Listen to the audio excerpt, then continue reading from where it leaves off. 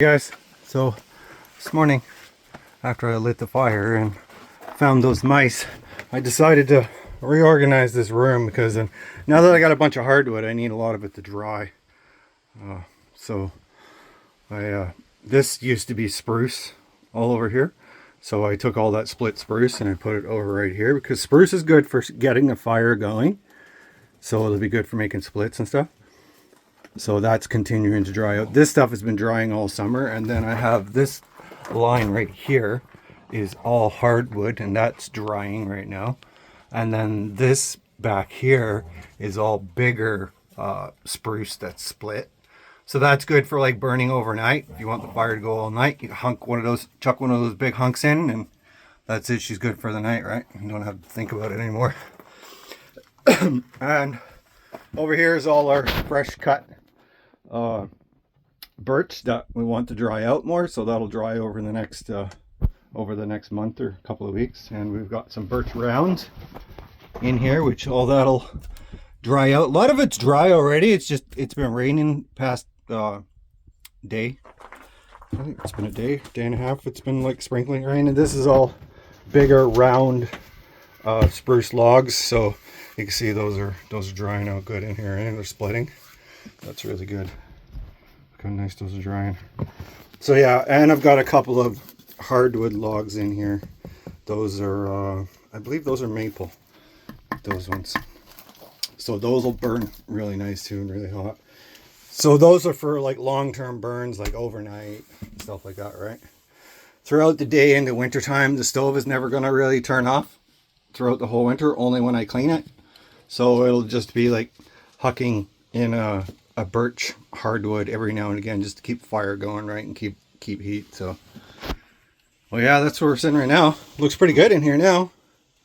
It's all cleaned up. And I was mentioning in another video how I'm going to put add more batteries in here. So this compartment right in the front of the fifth wheel, right, where the heat goes up through the floor right there. So I can lay batteries in here like in a line, never mind the dead mice, which I made a short about that. So I better say prayer. Bless him. Anyway.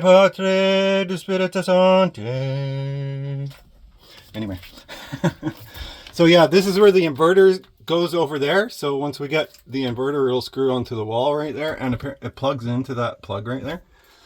So once we get the new inverter, the battery will come inside of here and it will hook up there, and then we'll stack batteries along this row right here. We'll probably get 4 in there. Well, I mean, it goes all the way along there. Like I could stack the whole bottom of this thing full of batteries really, if I wanted to, you know, because there's nothing else in this room. And I've got to make some permanent, like a permanent way of keeping these open.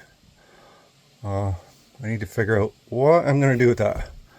Maybe some of those gas shock jacks or something like they have on hoods of cars. Maybe I can screw those on there somehow to keep it open.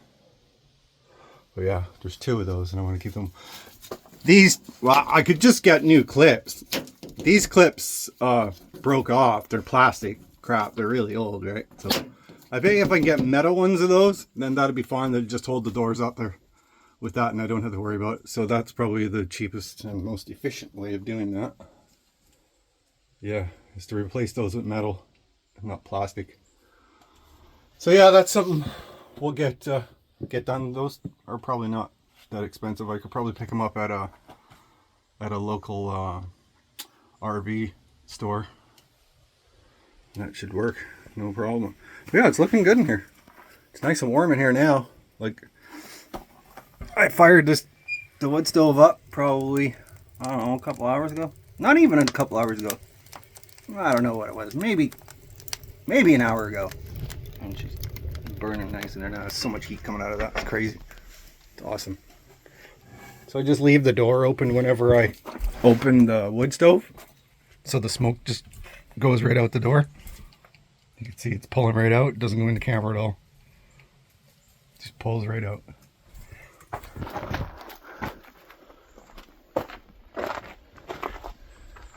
smokes. He's just coming out through the door, right? And then when you close the door, there's no smoke. Lots of smoke coming out the chimney stack though. Tells me some of that wood was wet. I think the birch splits that I made were a bit wet, but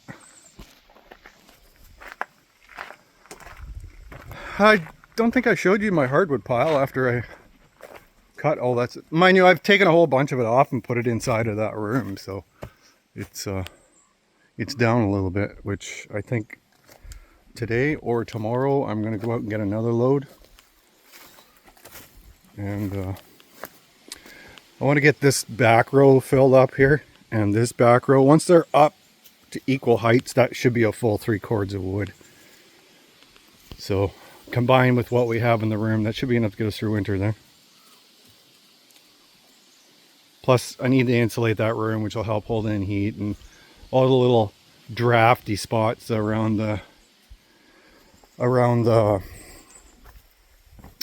of the wood stove room. I want to spray foam those in, or stuff them with, I'll probably just stuff them with insulation instead of spray foam in it. I hate spray foam. Yeah, these here, I'll just stuff it out with insulation or something. And this will get wrapped with rocks all inside. Yeah, other than that, we're looking pretty good. Looking pretty good. I want more hardwood. I always feel like I want more and more hardwood. It's like there's so much of it to go and just pick up randomly, like on the side of the road and on trails and stuff like that. So all right guys, hope you guys are having a great Sunday, and I will talk to you guys soon. Thanks for liking and subscribing, guys.